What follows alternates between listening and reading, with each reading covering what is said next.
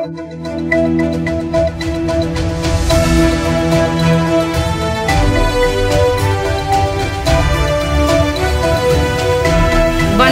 சக்தி சேனலின் புதுவையின் இன்றைய நிகழ்வுகள். புதுச்சேரி கிருஷ்ணா நகர் ஆதி திராவிடர் மாணவிகள் விடுதியில் நடைபெற்ற விடுதி நாள் விழாவில் சிறப்பு விருந்தினராக ஆதி திராவிடர் நலத்துறை இயக்குநர் இளங்கோவன் கலந்து கொண்டு பல்வேறு போட்டிகளில் பங்கேற்ற மாணவிகளுக்கு பரிசுகள் வழங்கி பாராட்டினார். புதுச்சேரி கிருஷ்ணா நகரில் உள்ள ஆதி திராவிடர் மாணவியர் விடுதியில் விடுதி நாள் விழா வெகு விமர்சையாக கொண்டாடப்பட்டது. விடுதி காப்பாளர் கவிதா தலைமையில் நடைபெற்ற விழாவில் ஆதி திராவிடர் நலத்துறை உதவி பொறியாளர் முகுந்தன் முன்னிலை வகித்தார். விழாவில் சிறப்பு விருந்தினராக ஆதி திராவிடர் மற்றும் பழங்குடியினர் நலத்துறை இயக்குநர் இளங்கோவன் கலந்து கொண்டு பல்வேறு போட்டிகளில் பங்கேற்ற மாணவிகளுக்கு பரிசுகள் வழங்கி பாராட்டினார். அதைத் தொடர்ந்து விழாவில் பேசிய இயக்குநர் இளங்கோவன், முதலமைச்சர் ரங்கசாமி தலைமையிலான அரசு கல்விக்காக அதிக நிதி ஒதுக்கி வருவதாகவும் அதனை சரியான முறையில் பயன்படுத்தி மாணவிகள் படிப்பதில் கவனத்தை செலுத்த வேண்டும் என்றார். மேலும் புதுச்சேரி மாநிலத்தில் ஆதி திராவிடர் மற்றும் பழங்குடியின மாணவர்களுக்கு கல்வி நிதி, தங்கும் விடுதி, வேலைவாய்ப்பு உள்ளிட்ட பல்வேறு சலுகைகள் நாட்டிலேயே முன்மாதிரியாக வழங்கப்பட்டு செயல்படுத்தி வருவதாக பெருமிதத்தோடு தெரிவித்த இயக்குநர், மாணவிகளின் பல்வேறு குறைகளை கேட்டறிந்து உடனடியாக நிவர்த்தி செய்ய நடவடிக்கை எடுப்பதாக உறுதியளித்தார். மாணவிகளின் முக்கிய கோரிக்கையான விடுதியில் இருந்து கல்லூரிக்கு செல்ல பேருந்து வசதி உடனடியாக செய்து தரப்படும் என வாக்குறுதியளித்தார். இந்த நிகழ்ச்சியில் ஆதி திராவிடர் நலத்துறை அதிகாரிகள், ஊழியர்கள், விடுதி ஊழியர்கள் மற்றும் மாணவிகள் திரளாக கலந்து கொண்டனர். கருவடிக்குப்பம் மின்பாதையில் பராமரிப்பு பணிகள் மேற்கொள்ள இருப்பதால் பிப்ரவரி 17ஆம் தேதி சனிக்கிழமை காலை 10 மணியிலிருந்து பிற்பகல் 2 மணி வரை பாக்கமுடையான்பேட்டை, ஆனந்தபுரம், ஈசிஆர் வடக்கு பகுதி, கிரீன் கார்டன், கொட்டுப்பாளையம் ஒரு பகுதி, ஸ்ரீராம் நகர், ஜெயராம் கார்டன், கருவடிக்குப்பம், மகாவீர் நகர் ஒரு பகுதி, பாரதி நகர் ஒரு பகுதி, விஷ்ணு நகர், சாமிப்பிள்ளை தோட்டம், லெனின் நகர், சண்முகா நகர், நாகம்மாள் நகர் மற்றும் அதனை சார்ந்த பகுதிகளில் மின்தடை ஏற்படும் என்று மின்துறை அறிவித்துள்ளது. புதுச்சேரி ரயில் நிலையம் அருகே கஞ்சா விற்பனையில் ஈடுபட்ட 5 பேர் கொண்ட கும்பலை கைது செய்த காவல்துறையினர் அவர்களிடம் இருந்து ரூபாய் 1 லட்சம் மதிப்பிலான கஞ்சா பொட்டலங்களை பறிமுதல் செய்தனர். புதுச்சேரி ரயில் நிலையம் அருகே கஞ்சா விற்பனை நடைபெறுவதாக ஒதியஞ்சாலை காவல் நிலையத்திற்கு ரகசிய தகவல் கிடைத்தது. காவல்துறை ஆய்வாளர் செந்தில்குமார் உத்தரவின் பேரில் காவல்துறை துணை ஆய்வாளர் பக்தவச்சலம் தலைமையிலான கிரைம் காவல்துறையினர் சம்பவ இடத்திற்கு சென்று கண்காணிப்பு பணியில் ஈடுபட்டனர். அப்பொழுது சந்தேகப்படும்படியாக கையில் பையுடன் நின்றிருந்த 5 பேர் கொண்ட கும்பலை மடக்கி பிடித்து பையினை சோதனை செய்ததில் கஞ்சா பொட்டலங்கள் இருப்பதைக் கண்டு காவல்துறையினர் அதிர்ச்சியடைந்தனர். இதனையடுத்து 5 பேரையும் காவல் நிலையம் அழைத்துச் சென்று விசாரணை மேற்கொண்டதில் ஜீவா நகரைச் சேர்ந்த ஹரீஸ்வர், முதலியார்பேட்டையைச் சேர்ந்த அருண்குமார், கார்த்திக், ஐயங்குட்டி பாளையத்தைச் சேர்ந்த ஷாம் ஜோஷ் மற்றும் விழுப்புரத்தைச் சேர்ந்த சல்மான் என்பதும் ஆந்திர மாநிலம் விசாகப்பட்டினத்திலிருந்து கஞ்சா வாங்கி வந்து புதுச்சேரியில் விற்பனை செய்து வந்ததும் தெரியவந்தது. இதனை அடுத்து 5 பேர் மீதும் வழக்கு பதிவு செய்த காவல்துறையினர் சுமார் 1 லட்சம் மதிப்புள்ள 5 கிலோ கஞ்சா பொட்டலங்களையும் பறிமுதல் செய்தனர். பின்னர் நீதிமன்றத்தில் ஆஜர்படுத்தி 5 பேரையும் சிறையில் அடைத்தனர். ஆன்லைனில் பகுதி நேர வேலை என கூறி புதுச்சேரி பெண்ணிடம் ரூபாய் 6,37,000 மோசடி செய்த மர்ம நபர் குறித்து சைபர் கிரைம் காவல்துறையினர் விசாரணை மேற்கொண்டு வருகின்றனர். புதுச்சேரி பாகூர் தொகுதிக்கு உட்பட்ட புது காமராஜர் நகரைச் சேர்ந்தவர் வினிதா. இவர் வாட்ஸ்அப் எண்ணிற்கு பகுதி நேர வேலை எனவும் அதில் அதிகமாக சம்பாதிக்கலாம் என தகவல் வந்துள்ளது. இதை நம்பிய அவர் பல்வேறு தவணைகளாக ரூபாய் 6,37,000 செலுத்தியுள்ளார். ஆனால் அதற்கான லாபமும் தரவில்லை, செலுத்திய பணத்தையும் திரும்பி தரவில்லை. இதேபோல் ராஜேஷ் குமார் என்பவரிடம் கிரெடிட் கார்டில் இருந்து அவருக்கு தெரியாமல் ரூபாய் 10,000 எடுக்கப்பட்டுள்ளது. இதேபோல் விவேக் என்பவர் மொபைல் செயலி மூலம் லோன் பெற்று முழுமையாக கட்டி முடித்த நிலையில் அவரை தொடர்பு கொண்ட மர்ம நபர் மீண்டும் பணம் கட்ட வேண்டும் என்றும், இல்லை என்றால் மார்பிங் செய்த அந்தரங்க புகைப்படங்களை வெளியிடுவேன் என மிரட்டுவதாக புகார் அளித்துள்ளார். இதேபோல் OLX செயலியில் மொபைல் வாங்க பல்வேறு தவணைகளாக ரூபாய் 5,000க்கும் மேல் கட்டி அருண்ராஜ் என்பவர் ஏமாந்துள்ளார். இதேபோல் வீட்டில் இருந்தே பகுதி நேர வேலை செய்து அதிகம் சம்பாதிக்கலாம் என கூறியதை நம்பி அங்கித் குமார் என்பவர் ரூபாய் 38,000 ரூபாயை இழந்துள்ளார். இதேபோல் தனியார் அறக்கட்டளை நடத்தி வரும் முகமது ஜவஹர் அலி என்பவர் ஆன்லைன் மூலம் அதிகமான நபர்களிடம் ஆடிட்டிங் செய்துள்ளார். அவரை நம்பி வங்கி எண் பாஸ்வேர்டு கொடுத்த நிலையில் தற்போது அவரது வங்கி கணக்கு முழுவதுமாக முடக்கப்பட்டுள்ளது என்றும் கோடிக்கணக்கில் பணம் வேறொரு கணக்கிற்கு பரிமாற்றம் செய்யப்பட்டுள்ளதாக புகார் கொடுக்கப்பட்டுள்ளது. இவர்களின் புகார் குறித்து சைபர் கிரைம் காவல்துறையினர் வழக்கு பதிவு செய்து விசாரணை மேற்கொண்டு வருகின்றனர். புதுச்சேரியில் நரிக்குறவர் குழந்தையினை கடத்திச் சென்ற வழக்கில் துரிதமாக செயல்பட்ட காவல்துறையினர் 24 மணி நேரத்தில் குழந்தையினை மீட்டு 3 பேரை கைது செய்தனர். புதுச்சேரி லாஸ்பேட்டை நரிக்குறவர் காலனியைச் சேர்ந்தவர் முத்துப்பாண்டி. இவர் தனது மனைவி விஜயலட்சுமியுடன் கடற்கரை சாலையில் பிப்ரவரி 14ஆம் தேதி பொம்மை விற்றுக் கொண்டிருந்தார். அப்போது இவர்களது 3.5 வயது மகள் மாயமானார். அதன் பேரில் காவல்துறையினர் வழக்கு பதிவு செய்து அப்பகுதியில் உள்ள சிசிடிவி கேமராக்களை ஆய்வு செய்து காவல்துறை ஆய்வாளர் தனசெல்வம், துணை ஆய்வாளர் முருகன் ஆகியோர் அடங்கிய தனிப்படை குழுவினர் விசாரணை நடத்தினர். இந்நிலையில் மாயமான குழந்தை காரைக்காலில் உள்ள உறவினர் வீட்டில் இருப்பது தெரியவந்தது. அதன் பேரில் தனிப்படை காவல்துறையினர் காரைக்கால் விரைந்து சென்று உறவினர்கள் வீட்டில் இருந்த குழந்தையினை காவல்துறையினர் மீட்டனர். மேலும் குழந்தையினை கடத்திச் சென்ற வழக்கில் வில்லியனூரைச் சேர்ந்த மூர்த்தி, பூமியான்பேட்டையைச் சேர்ந்த ஆகாஷ் மற்றும் 1 லட்சம் ரூபாய் குழந்தை கேட்ட காரைக்காலைச் சேர்ந்த ஜவஹர் நாச்சியார் ஆகியோரை காவல்துறையினர் கைது செய்தனர். 24 மணி நேரத்தில் குழந்தையை கண்டுபிடித்து குற்றவாளிகளை கைது செய்த காவல்துறையினருக்கு பாராட்டுகள் குவிந்து வருகிறது. கடலூர் மாவட்டம் குட்டியாங்குப்பம் கிராமத்தைச் சேர்ந்த திரு ஞான சம்பந்தம் இறப்பிற்கு நியாயம் கேட்டு அவரது உறவினர்கள் சாலை மறியல் போராட்டத்தில் ஈடுபட்டதால் போக்குவரத்து பாதிக்கப்பட்டது. கடலூர் மாவட்டம் குட்டியாங்குப்பம் கிராமத்தைச் சேர்ந்த திரு ஞான சம்பந்தம் என்பவர் ஜனவரி மாதம் 25ஆம் தேதி இரவு கரையாம்புத்தூர் பகுதியில் உள்ள கடுவனூர் பகுதி சாராய கடையில் சாராயம் குடிப்பதற்காக சென்றுள்ளார். அன்று அரசு விடுமுறை ஆனாலும் அவர்கள் சாராய கடையை திறந்து வைத்து அன்று இரவு சாராயம் கொடுத்துள்ளதாக கூறப்படுகிறது. அவர் அங்கேயே சாராயத்தை குடித்துவிட்டு கிட்டத்தட்ட 3 மணி நேரம் இருந்துள்ளார். அதன் பிறகு சாராய கடை பக்கத்தில் உள்ள குளத்தில் இறங்கினார் என்று சாராய கடை ஊழியர்கள் கூறியுள்ளனர். ஆனால் அவர் அடித்து போடப்பட்டுள்ளாரா அல்லது வேறு ஏதேனும் நடைபெற்றதா என்று யாருக்கும் தெரியவில்லை. இதுகுறித்து ஊர் பொதுமக்களும் திரு ஞான சம்பந்தத்தின் உறவினர்களும் சாராய கடைக்கு சென்று அங்கு நடந்ததை குறித்து கேட்டுள்ளனர். ஆனால் சாராய கடையில் இருந்து சரியான பதில் வரவில்லை. ஏனென்றால் அந்த சாராய கடை முன்னாள் சட்டமன்ற உறுப்பினர் காங்கிரஸ் கட்சியை சேர்ந்த விஜயவேணி அவர்களின் குடும்பத்தாருடையது சாராய கடை என்பதால் அங்கே சரியான பதில் வரவில்லை என்று கூறப்படுகிறது.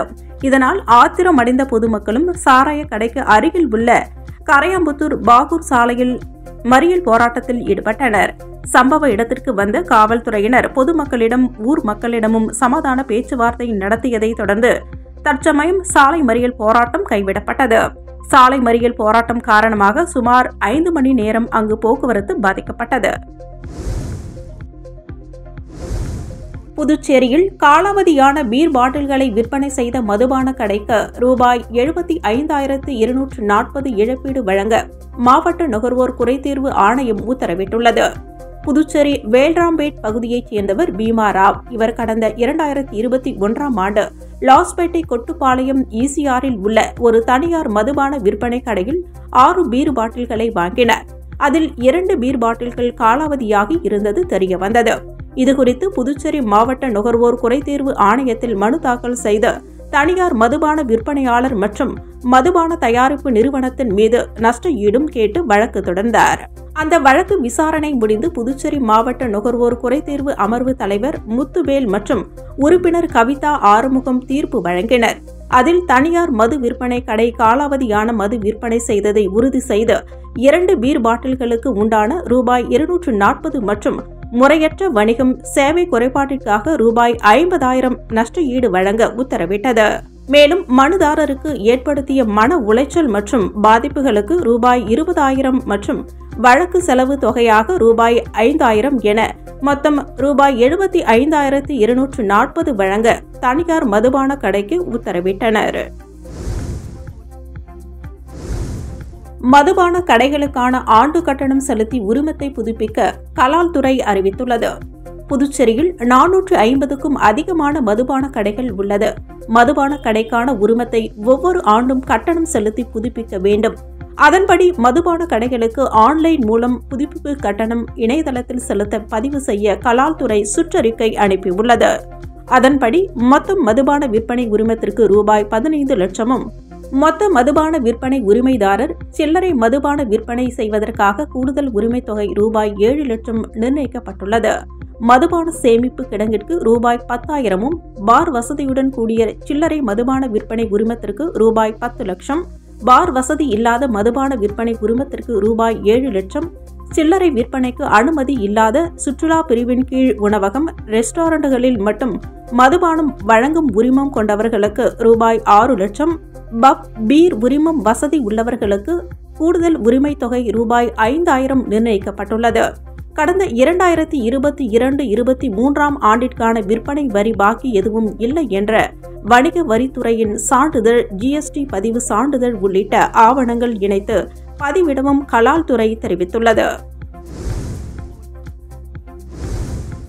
டெல்லியில் போராடும் விவசாயிகளுக்கு ஆதரவாக புதுச்சேரி திராவிட முன்னேற்றக் கழகம் சார்பில் சட்டமன்ற எதிர்க்கட்சித் தலைவர் சிவா தலைமையில் நடைபெற்ற கண்டன பேரணி மற்றும் ஆர்ப்பாட்டத்தில் 1000க்கும் மேற்பட்ட திராவிட முன்னேற்றக் கழகத்தினர் கலந்து கொண்டு மத்திய அரசிற்கு எதிராக கண்டன கோஷங்களை எழுப்பினர். வேளாண் விளைபொருட்களுக்கு குறைந்தபட்ச ஆதார விலையினை நிர்ணயம் செய்ய வேண்டும் உள்ளிட்ட பல்வேறு கோரிக்கைகளை நிறைவேற்ற வலியுறுத்தி டெல்லியில் போராடும் விவசாயிகளுக்கு ஆதரவாகவும், மக்கள் விரோத, தொழிலாளர் விரோத மத்திய பாஜக அரசை கண்டித்தும், பொதுத்துறை நிறுவனங்களை தனியாருக்கு தாரை வார்க்கப்படுவதை கண்டித்தும், தொழிலாளர்களின் 4 சட்ட தொகுப்புகளை திரும்ப பெற வேண்டும், இந்தியாவிலேயே ரேஷன் கடை இல்லாத மாநிலமாக புதுச்சேரி மாநிலம் உள்ளதை மாற்றி ரேஷன் கடைகளை மீண்டும் திறந்து அத்தியாவசிய பொருட்களை வழங்க வேண்டும், புதுச்சேரியில் அறிவிக்கப்பட்ட அமைப்புசாரா தொழிலாளர் நல வாரியத்திற்கு நிதி ஒதுக்கி செயல்படுத்த வேண்டும், மூடி கிடக்கும் பஞ்சாலைகள், கூட்டுறவு சர்க்கரை ஆலையினை திறக்க வேண்டும், அரசு சார்பு நிறுவன ஊழியர்களுக்கு நிலுவைச் சம்பளம் வழங்க வேண்டும் உள்ளிட்ட பல்வேறு கோரிக்கைகளை நிறைவேற்ற வலியுறுத்தி மத்திய அரசை கண்டித்து புதுச்சேரி மாநில திராவிட முன்னேற்றக் கழகம் மற்றும் தொழிலாளர் முன்னேற்ற சங்கம் சார்பில் கண்டன ஆர்ப்பாட்டம் நடைபெற்றது. சட்டமன்ற எதிர்க்கட்சித் தலைவர் சிவா தலைமையில் அவைத்தலைவர் SP சிவகுமார், சட்டமன்ற உறுப்பினர்கள் அனிபால் கண்ணடி, சம்பத் உள்ளிட்ட 1000க்கும் மேற்பட்ட திராவிட முன்னேற்றக் கழகத்தினர் அண்ணா சிலையில் இருந்து நகரின் முக்கிய வீதிகள் வழியாக கண்டன பேரணியாக வந்து தலைமை தபால் நிலையம் அருகில் கோரிக்கைகளை வலியுறுத்தியும், மத்திய அரசிற்கு எதிராகவும் கண்டன கோஷங்களை எழுப்பியும் ஆர்ப்பாட்டத்தில் ஈடுபட்டனர். பணி நிரந்தரம் உள்ளிட்ட பல்வேறு கோரிக்கைகளை நிறைவேற்ற வலியுறுத்தி புதுச்சேரி மின்துறை தலித் ஊழியர்கள் நலச்சங்கம் சார்பில் கண்டன ஆர்ப்பாட்டம் நடைபெற்றது. புதுச்சேரி மின்துறை தலித் ஊழியர்கள் நலச்சங்கம் சார்பில் இடஒதுக்கீட்டிற்கு எதிராக உள்ள இட மாறுதல் முறையினை ரத்து செய்ய வேண்டும், காலியாக உள்ள அனைத்து பதவிகளையும் பதவி உயர்வு மூலம் நிரப்ப வேண்டும், ஊழியர்கள் அனைவரையும் பணி நிரந்தரம் செய்ய வேண்டும் உட்பட பல்வேறு கோரிக்கைகளை முன்வைத்து கண்டன ஆர்ப்பாட்டம் மின்துறை தலைமை அலுவலகம் முன்பு நடைபெற்றது. தலைவர் முருகவேல் தலைமையில் நடைபெற்ற இந்த ஆர்ப்பாட்டத்தில் பொது செயலாளர் உத்திராடம் உட்பட மின்துறை ஊழியர்கள் திரளாக பங்கேற்று கோரிக்கைகளை வலியுறுத்தி கண்டன முழக்கங்களை எழுப்பினர். நிறைவாக சங்கத்தின் பொருளாளர் ஆனந்தன் நன்றி உரை கூறினார். தனது சொத்துக்களை பாதுகாத்துக் கொள்வதற்காகவே அமைச்சர் நமச்சிவாயம் பாஜகவிற்கு சென்றார் என்று புதுச்சேரி முன்னாள் முதலமைச்சர் நாராயணசாமி பகிரங்கமாக குற்றம் சாட்டியுள்ளார். புதுச்சேரியில் உள்ள தனது இல்லத்தில் செய்தியாளர்களை சந்தித்த முன்னாள் முதலமைச்சர் நாராயணசாமி கூறுகையில், காங்கிரஸ் கட்சியில் நமச்சிவாயம் இருந்தபோது அவருடைய தேவைகள் அனைத்தையும் பூர்த்தி செய்து இருப்பதாகவும், அவரை கொள்ளையடிக்க விடவில்லை என்பதால் தான் தற்போது அவர் பேசி வருவதாக குற்றம் சாட்டினார். மேலும் பாரதிய ஜனதா கட்சியில் சேர்ந்த பிறகு அவர் பொய்யான தகவல்களை மக்கள் மத்தியில் பரப்புவதாக குற்றம் சாட்டிய நாராயணசாமி, ஊழல் குற்றச்சாட்டுகள் அவர் மீது இல்லை என்றால் தன் மீது வழக்கு போட வேண்டியது தானே எனவும், அந்த வழக்கை சந்திக்க நான் தயாராக இருக்கிறேன் என்று குறிப்பிட்டுள்ளார். மேலும் ஆட்சியில் கொள்ளை நடைபெற்றுக் கொண்டிருக்கிறது, இது எல்லாம் எதிர்க்கட்சிகள் வேடிக்கை பார்க்க வேண்டுமா என்றும் கேள்வி எழுப்பிய அவர், தனது சொத்துக்களை காப்பாற்றிக் கொள்ளவே அவர் பாஜகவிற்கு சென்றதாக தெரிவித்தார். இந்த ஆட்சியில் ஊழல் நடந்து வருகிறது, அதற்காக ஆதாரங்களை திரட்டி வருவதாகவும், ஆதாரம் கிடைத்தவுடன் அவற்றை வெளியிடப்படும் என்றும் முன்னாள் முதலமைச்சர் நாராயணசாமி தெரிவித்துள்ளார். போக்சோ சட்டம் குறித்து செங்கல் சூளை தொழிலாளர்களிடம் விழிப்புணர்வு ஏற்படுத்த வேண்டும் என காவல்துறையினர் அறிவுறுத்தியுள்ளனர். திருக்கனூர் காவல் நிலையத்தில் சமீப காலமாக அதிக அளவில் போக்சோ வழக்குகள் பதிவு செய்யப்பட்டது. இதுகுறித்து விழிப்புணர்வு ஏற்படுத்துவதற்காக மேற்கு பகுதி எஸ்பி வம்சுதர் ரெட்டி உத்தரவின் பேரில் காவல்துறையினர் மற்றும் செங்கல் சூளை உரிமையாளர்கள் இடையேயான கலந்தாலோசனை கூட்டம் திருக்கனூர் காவல் நிலையத்தில் நடைபெற்றது. இந்நிகழ்ச்சிக்கு திருக்கனூர் காவல்துறை ஆய்வாளர் ராஜ்குமார் தலைமை தாங்கினார். துணை ஆய்வாளர் பிரியா முன்னிலை வகித்தார். கூட்டத்தில் காவல்துறை ஆய்வாளர் ராஜ்குமார் பேசுகையில், செங்கல் சூளை உரிமையாளர்கள் செங்கல் சூளையில் வேலை செய்யும் தொழிலாளர்களுடன் குழந்தை தொழிலாளர்களை பணியில் அமர்த்தக்கூடாது, வெளியூர்களில் இருந்து செங்கல் சூளையில் வேலை செய்யும் தொழிலாளர்களிடம் உரிய முகவரிக்கான ஆவணங்களை கேட்டு பெற வேண்டும், சந்தேகத்திற்கு இடமாக வெளிநபர்கள் யாரேனும் செங்கல் சூளையில் வந்து தங்கினால் உடனடியாக காவல் நிலையத்திற்கு தகவல் தெரிவிக்க வேண்டும், குறிப்பாக 18 வயதிற்கு உட்பட்ட பெண் குழந்தைகளை செங்கல் சூளை பணியில் ஈடுபடுத்தக்கூடாது எனவும், அவர்களது குடும்பத்தினரிடம் பாலியல் வன்கொடுமை குறித்தும் போக்சோ சட்டத்தின் பாதிப்புகள் குறித்தும் எடுத்து கூற வேண்டும் எனவும் அறிவுறுத்தினர். போக்சோ வழக்கில் சிக்கினால் யாராக இருந்தாலும் கடுமையான நடவடிக்கை எடுக்கப்படும் எனவும் அவர் கூறினார். இதில் திருக்கனூர் காவல் நிலைய எல்லைக்கு உட்பட்ட செல்லிப்பட்டு, சோரப்பட்டு, வம்புப்பட்டு, விநாயகம்பட்டு, செட்டிப்பட்டு உள்ளிட்ட பல்வேறு ஊர்களைச் சேர்ந்த செங்கல் சூளை உரிமையாளர்கள் பலரும் கலந்து கொண்டனர். அரசு கல்வி நிறுவனங்களுக்கு அரசியல் தலைவர்களின் பெயர்களை சூட்டக்கூடாது என மக்கள் குறைதீர்ப்பு கூட்டத்தில் சமூக ஆர்வலர்கள் கோரிக்கை விடுத்துள்ளனர். காரைக்கால் மாவட்டத்தில் மாதந்தோறும் 2வது வாரத்தில் மக்கள் குறைதீர்ப்பு முகாம் நடத்தப்பட்டு வருகிறது. அதன்படி இன்று மக்கள் குறைதீர்ப்பு முகாம் நடைபெற்றது. இதில் பல்வேறு தரப்பினரும் அனைத்து துறை அதிகாரிகளையும் சந்தித்து துறை சார்ந்த பிரச்சினைகளுக்கு தீர்வு கண்டு வருகின்றனர். இந்நிலையில் திருப்பட்டினத்தைச் சேர்ந்த சமூக ஆர்வலர் காதர் மைதீன் மனு ஒன்றை அளித்தார். அந்த மனுவில் அரசு கல்வி நிறுவனங்களுக்கு அரசியல் தலைவர்களின் பெயர்களை சூட்டக்கூடாது எனவும், அப்படி அரசியல் தலைவர்களின் பெயர்கள் சூட்டப்பட்டால் நீதிமன்றத்தை நாட உள்ளதாகவும், இனிவரும் காலங்களில் புதுச்சேரி மாநிலத்தில் உள்ள அரசு கல்வி நிறுவனங்களில் அரசியல் தலைவர்களின் பெயர்களையும் ஜாதி மதம் சார்ந்த பெயர்களையும் பயன்படுத்த வேண்டாம் என அவர் கோரிக்கை விடுத்துள்ளார். புதுச்சேரி அரசு ஊழியர் சங்கங்களின் சம்மேளனம் சார்பில் பல்வேறு சங்கங்களுக்கு ஆதரவு தெரிவித்து ஆர்ப்பாட்டத்தில் ஈடுபட்டனர். விவசாய மற்றும் விவசாய தொழிலாளர்கள் சங்கங்கள், மத்திய அரசு தொழிற்சங்கங்கள் உட்பட பல்வேறு சங்கங்களுக்கு பல்வேறு கோரிக்கைகளை நிறைவேற்ற வலியுறுத்தி போராட்டங்கள் நடத்தி வருகின்றனர். இதற்கு ஆதரவாக புதுச்சேரி அரசு ஊழியர் சங்கங்களின் சம்மேளனம் சார்பில் ஆதரவு ஆர்ப்பாட்டம் நடத்தினர். அண்ணா சாலை அருகில் நடைபெற்ற ஆர்ப்பாட்டத்தில் சம்மேளனத்தின் பொதுச் செயலாளர் ராதாகிருஷ்ணன் தலைமை தாங்கினார். கௌரவ தலைவர் பிரேமதாசன், ரவிச்சந்திரன் முன்னிலை வகித்தனர். நடராஜன், சண்முகம் உட்பட நிர்வாகிகள் பலர் கலந்து கொண்டனர்.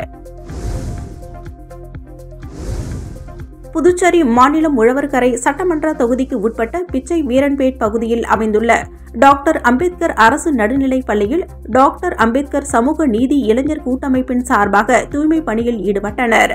இந்நிகழ்ச்சியில் வழக்கறிஞர் பிரேம்குமார் உட்பட ஏராளமானோர் கலந்து கொண்டு தூய்மை பணியில் ஈடுபட்டு பள்ளி வளாகம் முழுவதும் சுத்தம் செய்தனர்.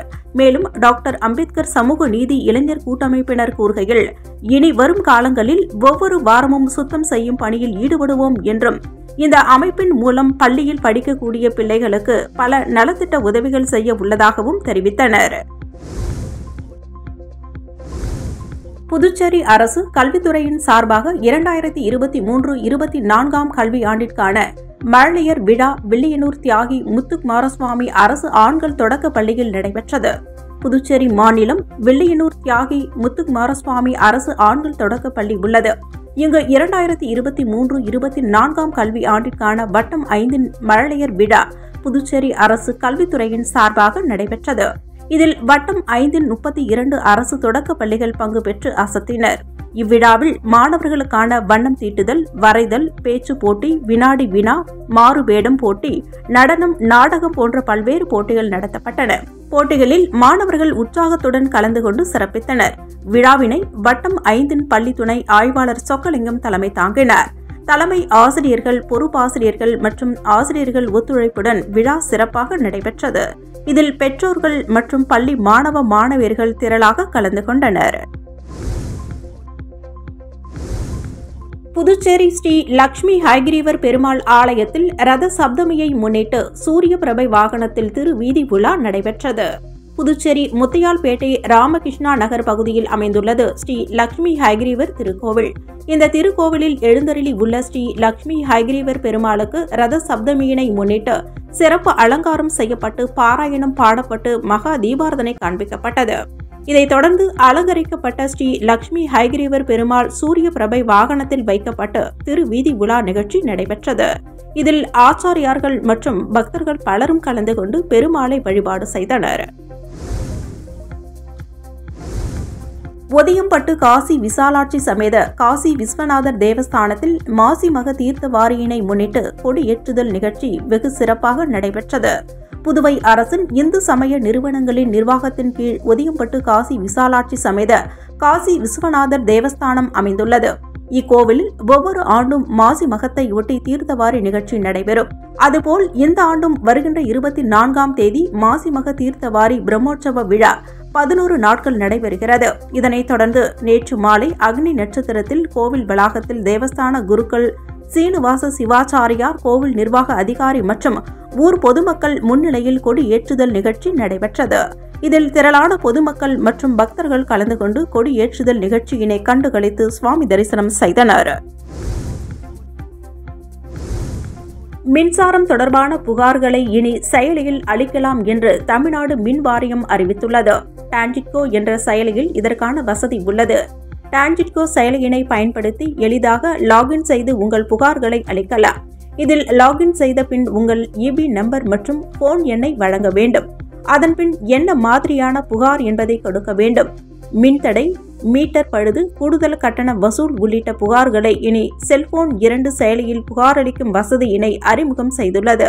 டான்ஜிட்கோ மின்கட்டணத்தில் நுகர்வோர் சேவை மைய எண்ணான 949879 என்ற எண்ணிலும் புகார்களை பதிவு செய்யலாம் என்று அறிவிக்கப்பட்டுள்ளது.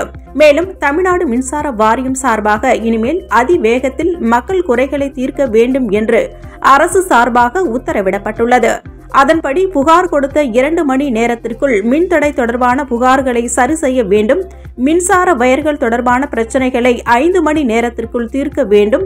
பெரிய பிரச்சனைகள், டிரான்ஸ்பார்ம் பிரச்சனைகளை 10 மணி நேரத்திற்குள் தீர்க்க வேண்டும். புதிதாக மின்சார இணைப்புகள் ஏற்படுத்த கோரிக்கைகள் வைக்கப்பட்டால் 24 மணி நேரத்திற்குள் அதை மேற்கொள்ள வேண்டும் என்று உத்தரவிடப்பட்டுள்ளது. உலகின் 3வது பெரிய பொருளாதாரமாக விளங்கிய ஜப்பான் அந்நாட்டில் ஏற்பட்டுள்ள பொருளாதார மந்தநிலை காரணமாக தனது அந்த நிலையினை ஜெர்மனியிடம் இழந்துள்ளது. உலகின் முதல் மிகப்பெரிய பொருளாதாரமாக அமெரிக்காவும் 2வது பெரிய பொருளாதாரமாக சீனாவும் உள்ளன. 3வது பெரிய பொருளாதாரமாக ஜப்பானும் 4வது பெரிய பொருளாதாரமாக ஜெர்மனியும் இருந்தன. இந்நிலையில் ஜப்பானில் ஏற்பட்டுள்ள பொருளாதார மந்தநிலை காரணமாக 3வது இடத்தை ஜப்பான் இழந்துள்ளது. ஜப்பான் இன்று வெளியிட்டுள்ள அறிவிப்பில் தொடர்ச்சியாக 2 காலாண்டுகளில் ஜப்பானின் பொருளாதாரம் சுருங்கி உள்ளது என்றும் 3ஆம் காலாண்டில் ஜப்பானின் மொத்த உற்பத்தி 3.3% சுருங்கியுள்ளது. ஆண்டு சராசரியாக 0.4% வீழ்ச்சி ஏற்பட்டுள்ளது என தெரிவிக்கப்பட்டுள்ளது. 2023இல் ஜப்பானில் மொத்தம் உள்நாட்டு உற்பத்தி 591.48 டிரில்லியன் யென் ஆக உள்ளது. சராசரி வளர்ச்சி 5.7 மதிப்பிடப்பட்டுள்ளது. மறுபுறம் ஜெர்மனியில் மொத்தம் உள்நாட்டு உற்பத்தி 6.3% வளர்ச்சி கண்டுள்ளது. இது 4.12 டிரில்லியன் யூரோக்கள் ஆக உள்ளது. ஜப்பானில் ஏற்பட்டுள்ள பொருளாதார மந்த நிலையின் காரணமாக அந்நாட்டில் உணவு, எரிபொருள் உள்ளிட்டவற்றின் விலை உயர்ந்துள்ளது. அவற்றில் நுகர்வு 0.2% குறைந்துள்ளது. ஜப்பானில் எரிபொருள் தேவையில் 94% இறக்குமதி செய்யப்பட்டுள்ளது. இதேபோல் உணவு தேவையில் 63% இறக்குமதி செய்யப்பட்டுள்ளது. உள்நாட்டில் நுகர்வு குறைந்துள்ளதோடு இறக்குமதிக்கான செலவு கூடி இருப்பதன் காரணமாக பொருளாதாரத்தில் மந்த நிலை நிலவுவதாக டோக்கியோவைச் சேர்ந்த தலைமையிடமாக கொண்ட ஜப்பான் மேக்ரோ எனும் உத்திகளை வகுக்கும் நிறுவனம் தெரிவித்துள்ளது. இங்கிலாந்து அணிக்கு எதிரான 3வது டெஸ்ட் போட்டியில் இந்திய அணியின் ரவிச்சந்திரன் அஸ்வின் 500வது டெஸ்ட் விக்கெட்டை வீழ்த்தி சாதனை படைத்துள்ளார். இங்கிலாந்து அணிக்கு எதிரான 3வது டெஸ்ட் போட்டியில் இந்திய அணி விளையாடி வருகிறது. இந்த போட்டியில் முதலில் பேட்டிங் ஆடிய இந்திய அணி 445 ரன்களுக்கு ஆல் அவுட் ஆகியது. இதனை அடுத்து இங்கிலாந்து அணி தரப்பில் கிராலி, டக்கெட் இருவரும் இணைந்து அதிரடியாக ரன்களை குவித்து வந்தனர். முதல் விக்கெட்டிற்கு 89 ரன்கள் சேர்த்த நிலையில் இந்திய அணி விக்கெட் வீழ்த்த வேண்டிய கட்டாயத்திற்கு தள்ளப்பட்டது. அப்போது அட்டாக்கில் வந்த அஸ்வின் அவர் வீசிய இரண்டாவது ஓவரில் முதல் பந்திலேயே கிராலியை 15 ரன்களில் வீழ்த்தி அசத்தினார். இதன் மூலம் டெஸ்ட் கிரிக்கெட்டில் தனது 500வது விக்கெட்டை வீழ்த்தியுள்ளார் ரவிச்சந்திரன் அஸ்வின். இந்திய கிரிக்கெட் வரலாற்றில் 500வது டெஸ்ட் விக்கெட்டுகளை வீழ்த்திய இரண்டாவது வீரர் என்ற சாதனையினை படைத்துள்ளார். இதற்கு முன் ஜாம்பவான் கிரிக்கெட்டரான அனில் கும்ப்ளே 500 விக்கெட்டுகளை வீழ்த்தியுள்ளார். அதேபோல் குறைந்த போட்டிகளில் 500 விக்கெட்டுகளை வீழ்த்திய வீரர் பட்டியலில் 2வது இடத்தை பிடித்துள்ளார் அஸ்வின். இத்துடன் சக்தி சேனலின் புதுவையின் இன்றைய நிகழ்வுகள் முடிவடைகின்றன. வணக்கம். உங்கள் சக்தி சேனலின் புதுவையின் அன்றாட நிகழ்வுகளை உடனுக்குடன் தெரிந்து கொள்ள சக்தி சேனல் புதுச்சேரி யூடியூப் சேனலை சப்ஸ்கிரைப் செய்து கொள்ளுங்கள். மறக்காமல் பெல் பட்டனையும் கிளிக் பண்ணுங்க, ஷேர் பண்ணுங்க, லைக் பண்ணுங்க. உங்கள் சக்தி சேனல்.